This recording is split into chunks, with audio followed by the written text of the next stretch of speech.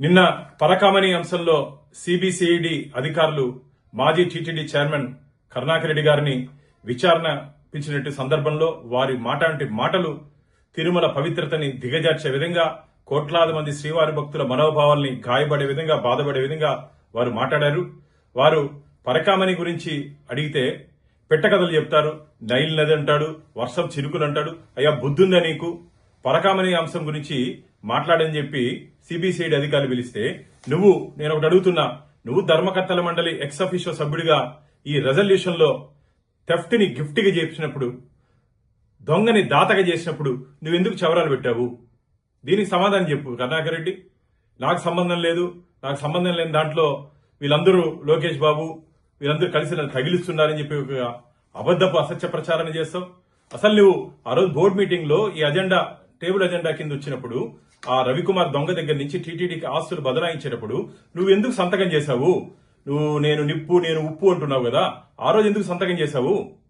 దీని వెనకాల పూర్తిగా వైసీపీ నాయకుల హస్తం ఉంది. ఆ రోజు రాజీ చేసిన దాంట్లో టీటీడీలో ఉన్నట్టు కొందరు ఉన్నతాధికారుల దగ్గర నుంచి తాడిపల్లి ప్యాలెస్ లో ఉన్నట్టు కొందరు ఉన్నతాధికారుల వరకు రాజకీయ నాయకుల వరకు దీంట్లో సంబంధం ఉంది. పరకామణి అంశం వదిలే ప్రసక్తే లేదు. ఖచ్చితంగా ఆఖరి పైసా శ్రీవారి ఖజానాకి జమ అయ్యేంత వరకు ఖచ్చితంగా దీని మీద మేము పోరాటం చేస్తూనే ఉంటాం. అంతేకాకుండా ఈ పరకామణి అంశంలో ఆ సీసీటీవీ ఫుటేజెస్ ముఖ్యమైనటువంటి ఆ రవికుమార్ దొంగలించేటప్పుడు ఆ సీసీటీవీ ఫుటేజెస్ ఎందుకు తొలగించబడ్డాయి? దానికి కూడా సమాధానం చెప్పాల్సిన బాధ్యత కరుణాకర్ రెడ్డి మీద ఉంది.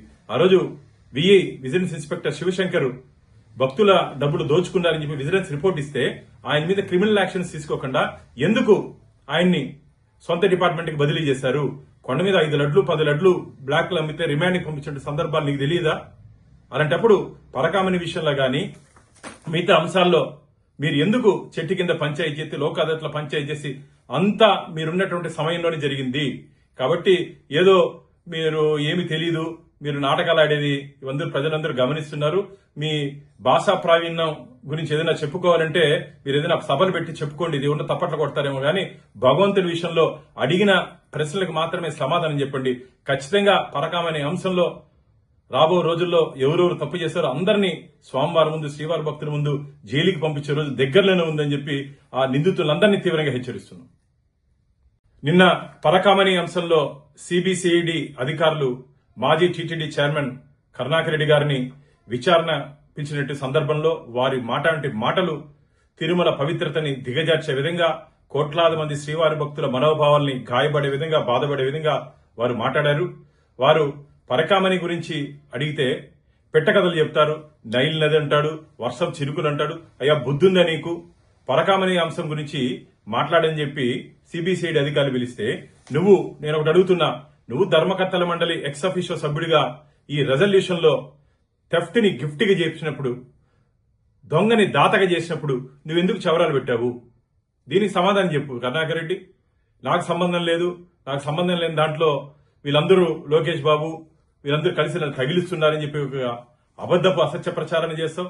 అసలు నువ్వు ఆ రోజు బోర్డు మీటింగ్ లో ఈ అజెండా టేబుల్ అజెండా కింద వచ్చినప్పుడు ఆ రవికుమార్ దొంగ దగ్గర నుంచి టీటీడీకి ఆస్తులు బదలాయించేటప్పుడు నువ్వెందుకు సంతకం చేశావు?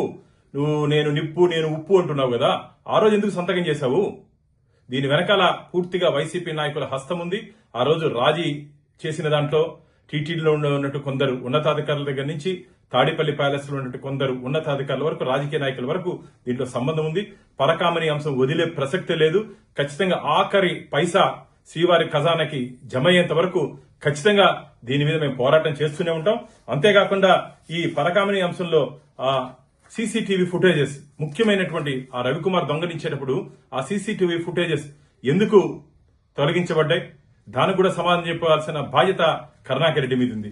ఆ రోజు విజిలెన్స్ ఇన్స్పెక్టర్ శివశంకర్ భక్తుల డబ్బులు దోచుకున్నారని చెప్పి విజిలెన్స్ రిపోర్ట్ ఇస్తే ఆయన మీద క్రిమినల్ యాక్షన్స్ తీసుకోకుండా ఎందుకు ఆయన్ని సొంత డిపార్ట్మెంట్ కి బదిలీ చేశారు? కొండ మీద 5 లడ్లు 10 లడ్లు బ్లాక్ లో అమ్మితే రిమాండ్ కి పంపించిన సందర్భాలు నీకు తెలియదా? అలాంటప్పుడు పరకామణి విషయంలో గాని మిగతా అంశాల్లో మీరు ఎందుకు చెట్టు కింద పంచాయతీ చేసి లోక్ అదాలత్లో పంచాయతీ చేసి అంతా మీరున్నటువంటి సమయంలోనే జరిగింది. కాబట్టి ఏదో మీరు ఏమి తెలీదు, మీరు నాటకాలు ఆడేది ఇవందరూ ప్రజలందరూ గమనిస్తున్నారు. మీ భాషా ప్రావీణ్యం గురించి ఏదైనా చెప్పుకోవాలంటే మీరు ఏదైనా సభలు పెట్టి చెప్పుకోండి. ఇది ఉన్న తప్పట్లు కొడతారేమో గానీ భగవంతుడి విషయంలో అడిగిన ప్రశ్నలకు మాత్రమే సమాధానం చెప్పండి.